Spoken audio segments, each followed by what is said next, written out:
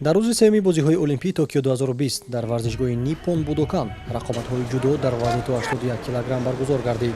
Дар ин вазн Акмал Муродов кишвари моро муаррифӣ кард. дар даври аввали муқаддамотӣ Акмал зидди варзишгар аз кишвари Гуам ҷоштар Эндрю рӯи татамӣ баромад. Акмал Муродов ду вазаре гирифта қабл аз анҷоми вақт рақиби худро мағлуб намуд.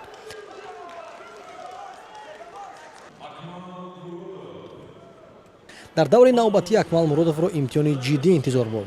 Барои баромадан ба даври 8 ниҳоӣ Акмал бо варзишгар аз Гурҷистон Тато Григалашвили, ки дар 2 соли охир дар мусобиқаҳои бонуфузтарини ҷаҳонӣ аз худ ном бароварда буд, мубориза бурд.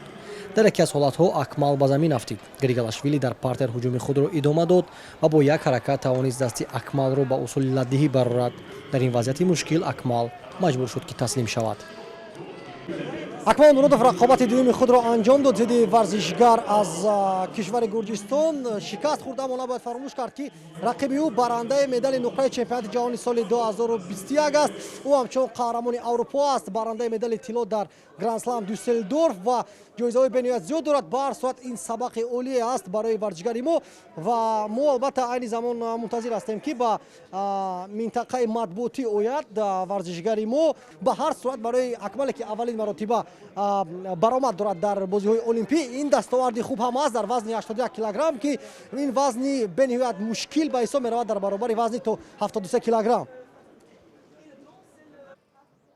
Акмал Муродов бо роҳи муқаррарӣ нагузашт ва ӯро мо пайдо карда натавонистем.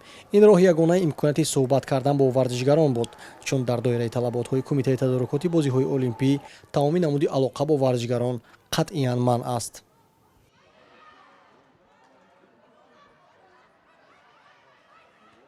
аз паси мо варзишгоҳи Nippon Budokan аст, ки соли 1964 махсус барои рақобатҳои ҷудо дар доираи бозиҳои олимпӣ, ки дар шаҳри Токио баргузор гардидааст, сохта шудааст.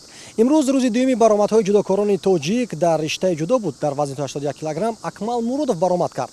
дар рақобати аввалини худ ӯ пирӯзӣ ба даст овард, аммо мутаассифона дар даври дуюми муқаддамотӣ аз рақиби сарсахти гурҷии худ, ки ҳамзамон ҳам чемпиони Аврупо аст ва ҳам барандаи медали нуқраи чемпионати ҷаҳони соли 2021 аст, мағлуб гардид. ба ҳар сурат мо ҳолам умед дорем аз ба даст овардани медал дар риштаи ҷудо дар бозиҳои олимпӣ, зеро ки фардо санаи 28 июл коношои Устопирион баромад менамояд. санаи 30 июл бошад парчамбардори ҷумҳурии Тоҷикистон дар роҳпаймоии бозиҳои олимпӣ дар маросими кушодашавӣ Темур Раҳимов дар вазни ҷамъи 100 килограмм баромад менамояд.